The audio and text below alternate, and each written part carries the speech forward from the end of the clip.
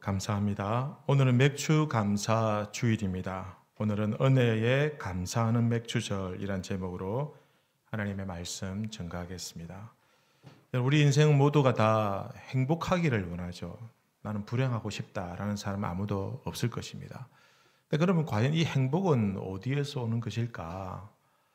중요한 것은 이 행복이라는 것은 소유에 있지 아니하고 내 스스로가 이 행복에 대한 깨달음에서 오더라라는 것입니다. 사람은 육체적인 본능이 있고 또 물질에 대한 소유욕이 있습니다. 그런데 이것을 가진다고 해서 내가 원하는 것을 소유한다고 해서 반드시 행복해지느냐? 꼭 그렇지는 않더라는 것이죠.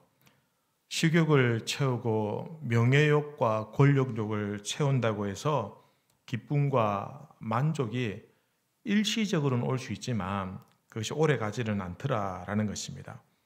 지금 배불러서 행복한 것 같지만 그러나 사람에 따라서 8시간 지나서 배고픈 사람도 있고 1시간 지나서 배고픈 사람도 있을 것이고 또 허기지게 되면 또 그것을 채우려고 또 욕구를 가지게 되는 것입니다.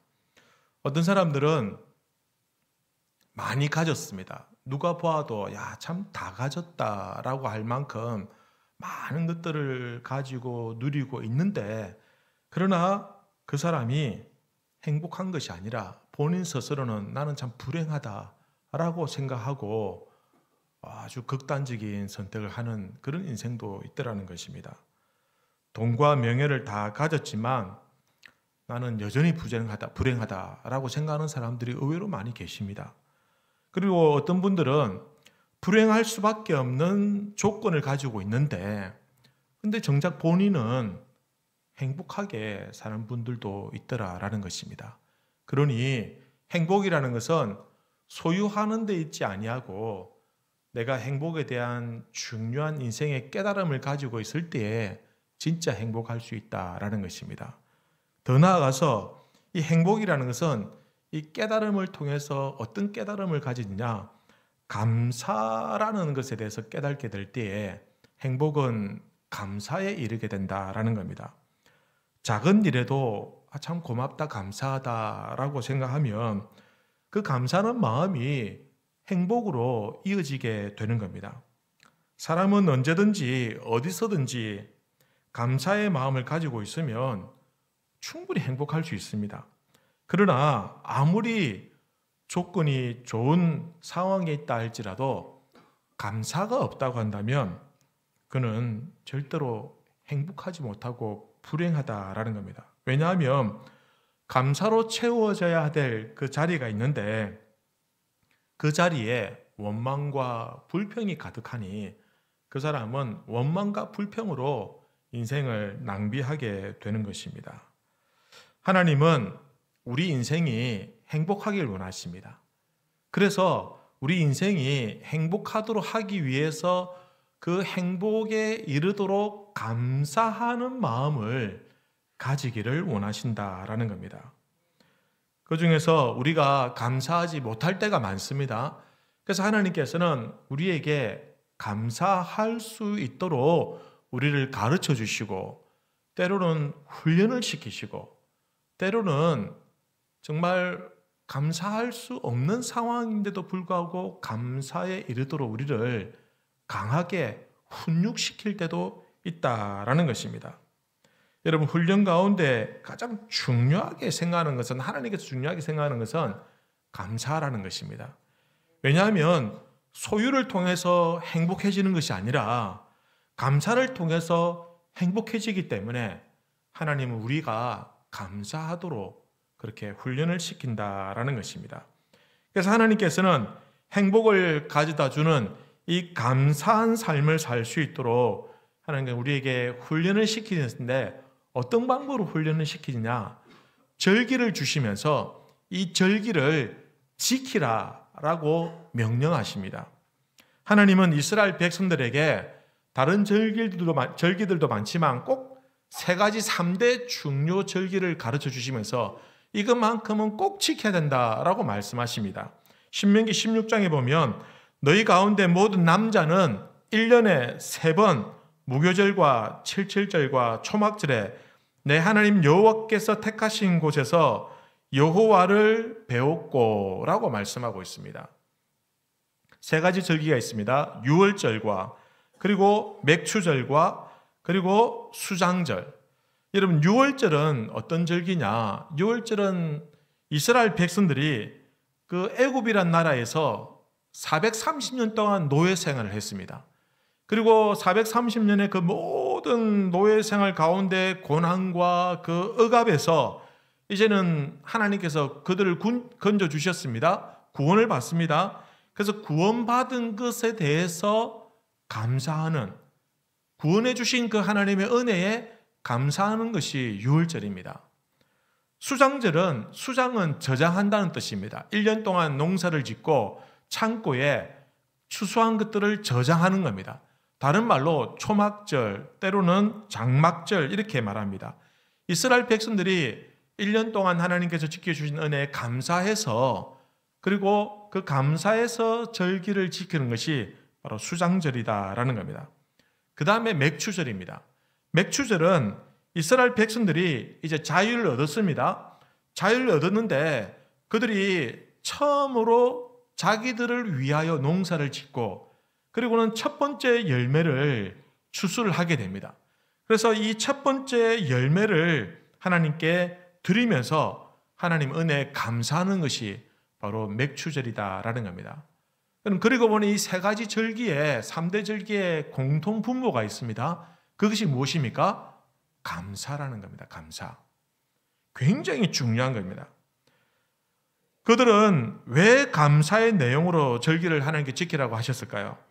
그것은 이스라엘 백성들이 기쁨을 표현할 줄 모르고 감사할 줄 모르기 때문에 그들에게 감사의 훈련을 시키는데, 그것을 이 절기를 지킴으로 말미암아 감사의 훈련을 시킨다라는 겁니다.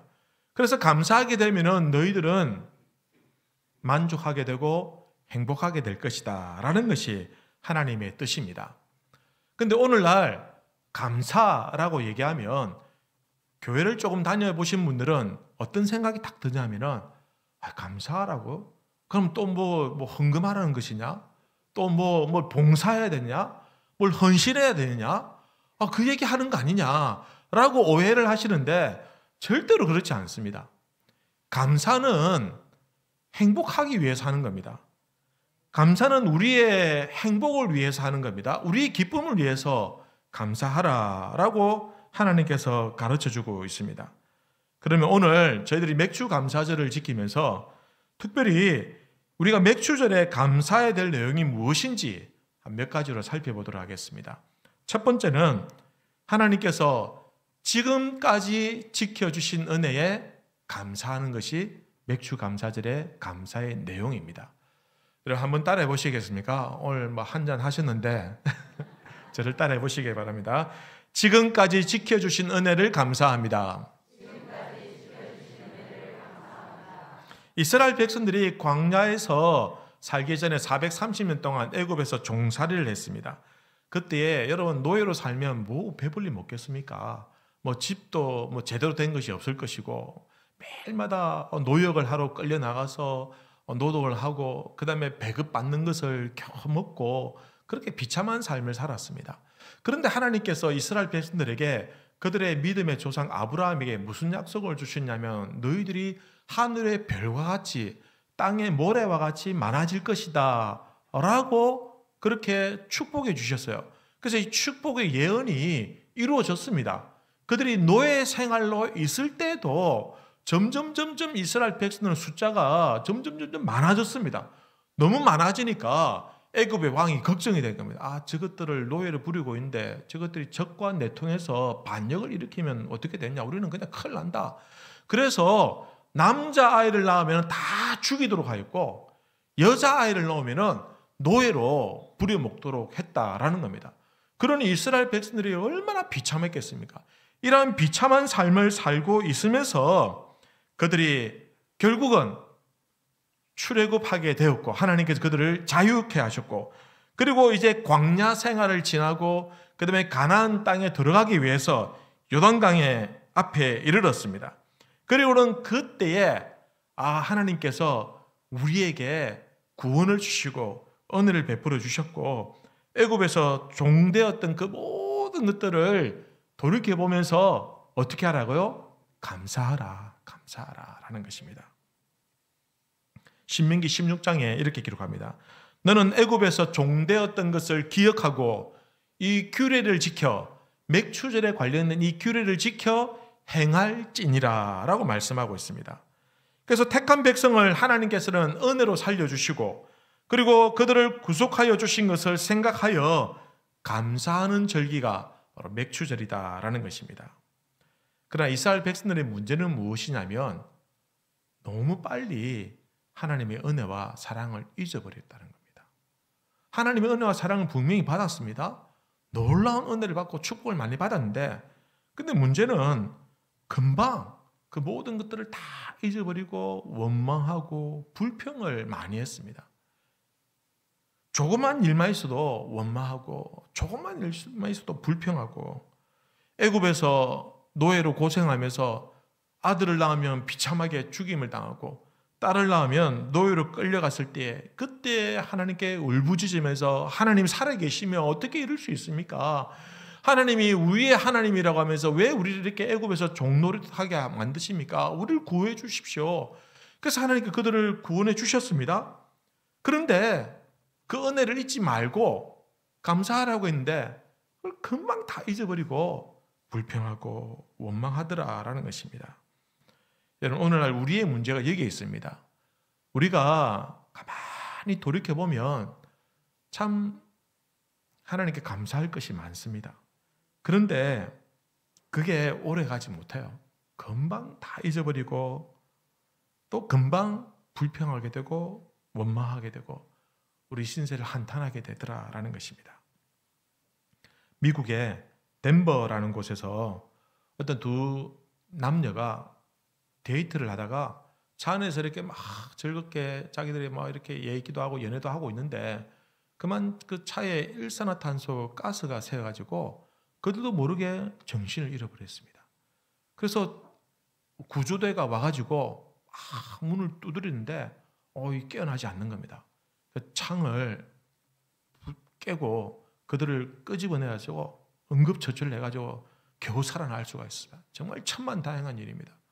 그 다음날 그 남자가 구조대가 있는 그 경찰서를 찾아와가지고는 감사할 줄 알았는데 청구서를 들고 와가지고는 내 허락도 없이 차 유리를 깼다면서 물려달라고 이렇게 하는 겁니다.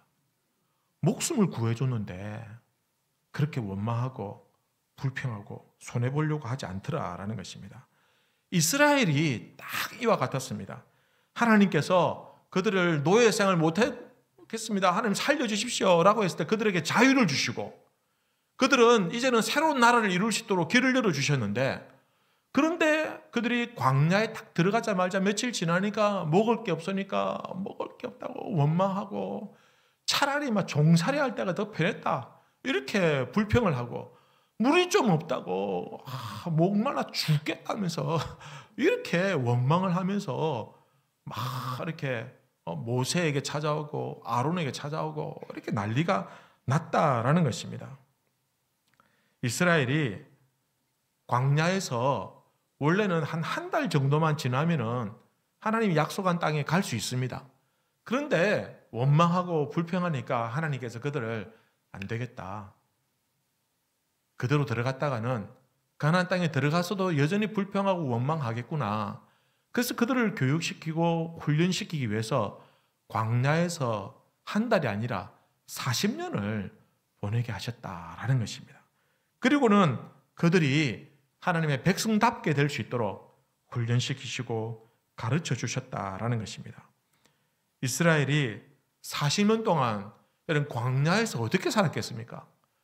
이런 광야에서 그 척박한 땅에서 한 민족이 수백만 명이 어떻게 살 수 있겠습니까?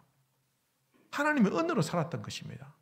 하나님께서 만나와 메추라기로 그들을 먹이시고 하나님께서 반석에서 물이 터져서 그들이 먹게 하셨고, 하나님께서 밤에는 그 진영 주위에 불기둥을 세워주셔서 춥지 않게 하셨고, 낮에 그들이 행진할 때는 더워 죽지 않도록 일사병이 안 걸리도록 하늘의 구름으로 그들을 지켜주셨다라는 것입니다. 적들이 공격할 때는 아무런 군사력도 없는 이 오합지졸 이 이스라엘 백성들은 무기도 제대로 없는데 하나님 능력으로 적들을 막아주셨다라는 겁니다. 그렇게 하나님께서 은혜를 베풀어 주셨는데, 그러나 그들은 늘 입만 열면 원망하고 불평하고, 그래서 아무리 좋은 가나안 땅을 준다 한들 그들은 절대로 감사하지 않을 것입니다. 이런 그들의 입술이 바뀌지 않는 이상, 그들의 마음의 태도가 바뀌지 않는 이상, 그들의 생각이 달라지지 않는 이상 아무리 좋은 축복도 축복이 될 수 없다는 것입니다. 그래서 하나님께서는 그들을 훈련시키기로 작정하셨고, 절기를 통해서 너희는 감사 훈련을 해야 된다라는 것입니다. 여러분, 아무리 우리의 삶의 태도가 원망과 불평에서 여러분 감사로 바뀌지 않으면 절대로 행복할 수 없습니다. 아무리 많은 돈을 가지고 있어도, 아무리 높은 권력과 권세를 가지고 있어도 그 자리에서 원망하고 불평해 보십시오. 절대로 행복할 수 없다라는 것입니다.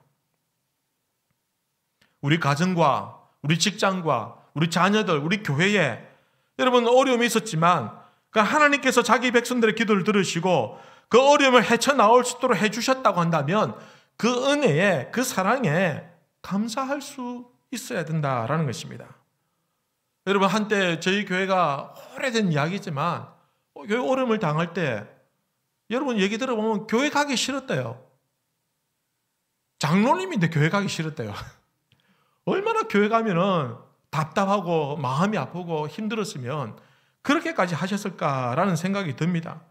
그때는 눈물로 기도하셨겠죠. 하나님, 우리 교회를 축복해 주십시오. 우리 교회를 회복시켜 주십시오. 우리 교회 은혜가 충만하게 해 주십시오. 라고 그렇게 기도하셨겠죠. 그래서 하나님께서 여러분의 기도를 들으시고 하나님께서 그 모든 어려움들을 잘 이겨낼 수 있도록 도와주시고 은혜를 베풀어 주시고, 또 이렇게 그럭저럭 그래도 나름대로 좀 이렇게 기쁘게 신앙생활을 할 수 있도록 해 주셨는데, 근데 또 여기서 감사하지 못하고 또 원망하더라는 겁니다.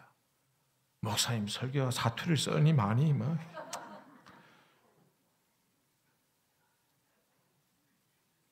그렇게 하시는 분 한 분도 없습니다만은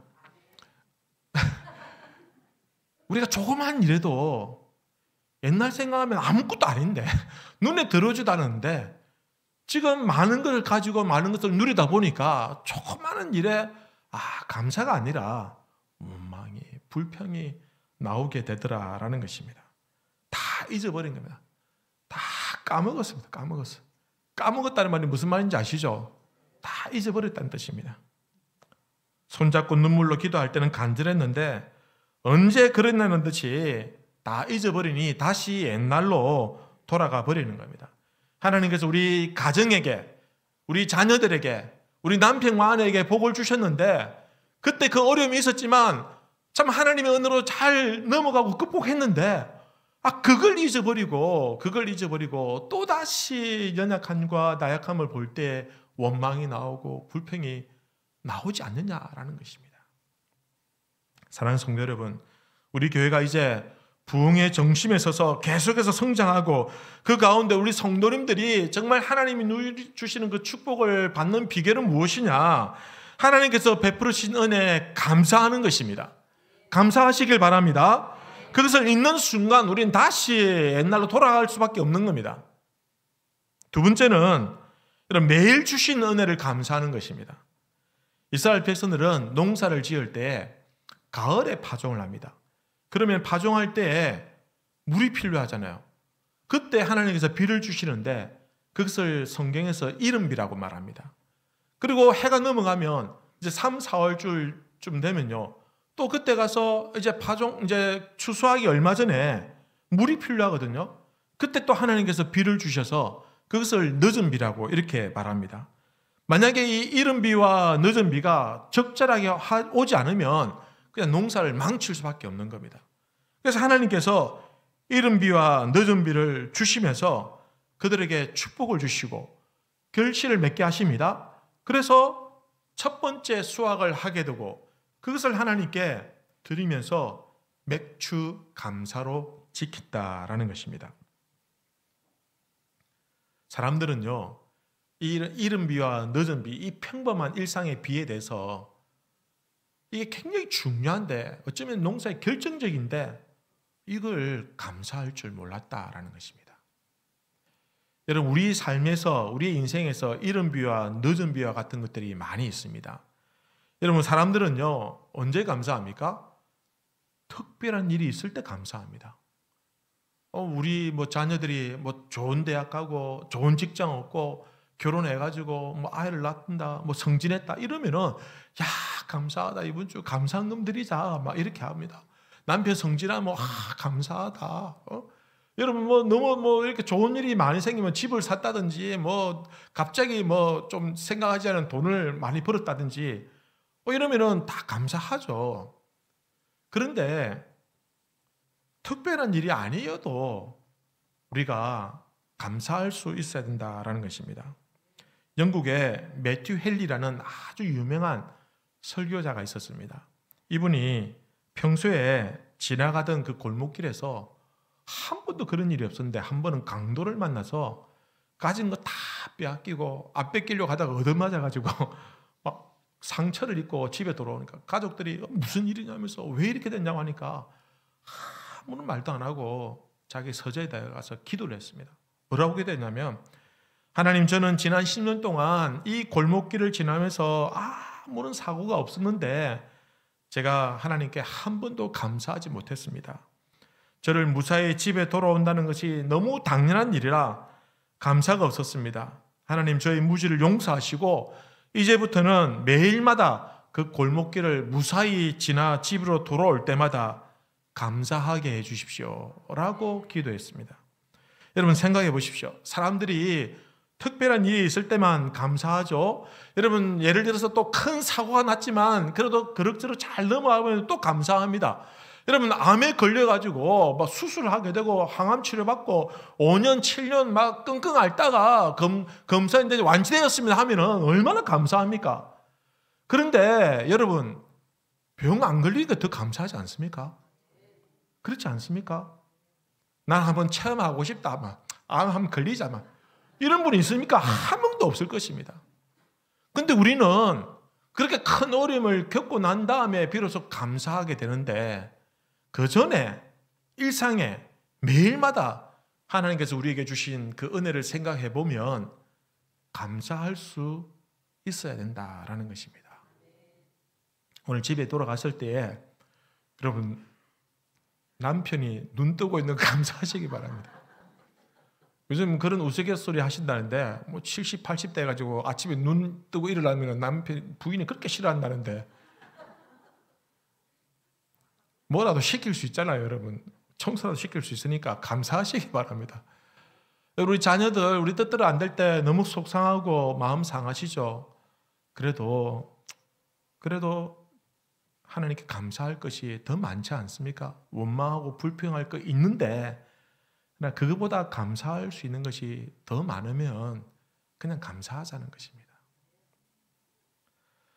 때로는 지루하게 느낄 정도로 평범한 일상이지만 여러분, 우리가 평범하게 누리는 그 일상, 하나님께서는 보이지 않는 곳에서 열심히 일하시고 우리를 지켜보시고 하나님께서 역사를 주관하시고 운행하셔서 우리가 아무런 사고 당하지 않도록 지켜주신 것, 그것이야말로 일상의 평범한 감사가 된다라는 것입니다. 여러분, 평범한 일상에 감사가 없는 이유가 무엇일까요? 그것은 특별한 경우는 하나님의 은혜로 살지만 보통 때는 내 힘으로 산다고 생각하기 때문입니다. 여러분, 내 힘으로 살아가는 건 없습니다. 평범하게 보이지만 그거 한번 삐걱거리면 너무나도 당연한 것이지만 그것 한번 무너지면 우리 인생도 걷잡을 수 없이 무너지는 것들이 많더라는 것이죠. 그러니 평범한 것에도 하나님 역사하십니다.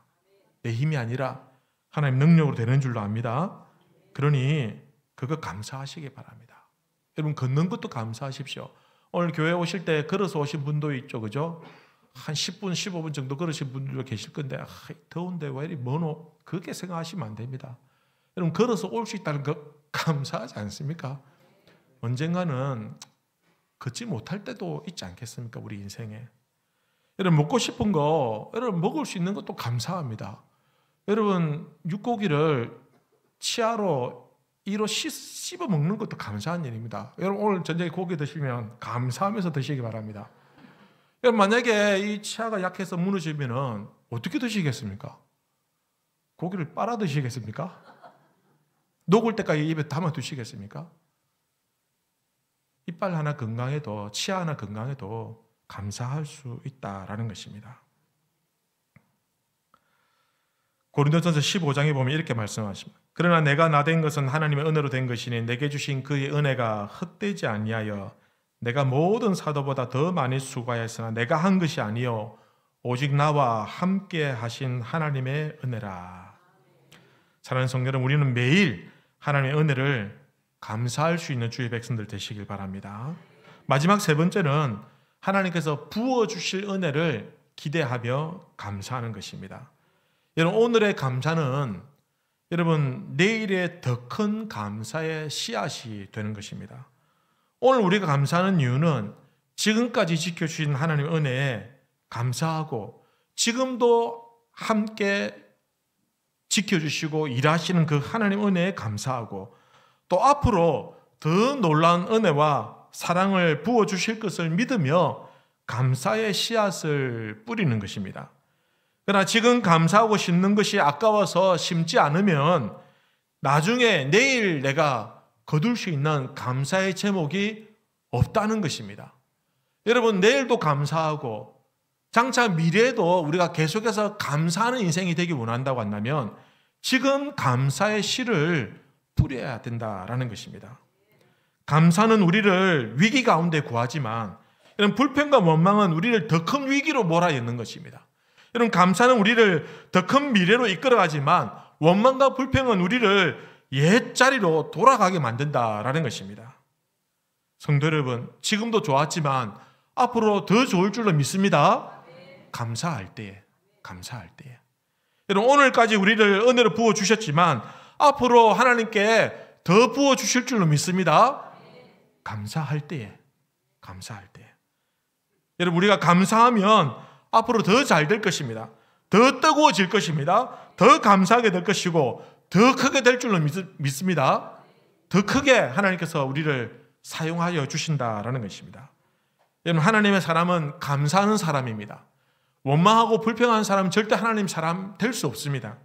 성령의 사람은요 미래의 사람이고 성령의 사람은 미래를 기대하는 사람입니다. 내일을 기대하고 미래를 기대하려면 오늘 내가 이 자리에서 하나님 앞에 감사의 씨를 뿌려야 된다라는 것입니다. 여러분 올해가 벌써 우리 교회가 53주년입니다. 앞으로 우리 교회에 부어주실 은혜를 더 기대하면서 함께 감사할 수 있게 되길 바랍니다. 지금까지 베풀어 주신 은혜에 감사하고 현재 나와 함께 하신 그 은혜에 감사하고 또 앞으로도 베풀어 주실 그 은혜에 그것을 기억하면서 감사하는 우리 모든 성도님들 되시기를 우리 주님의 이름으로 기원합니다. 한번 기도하십시다. 여러분 이 시간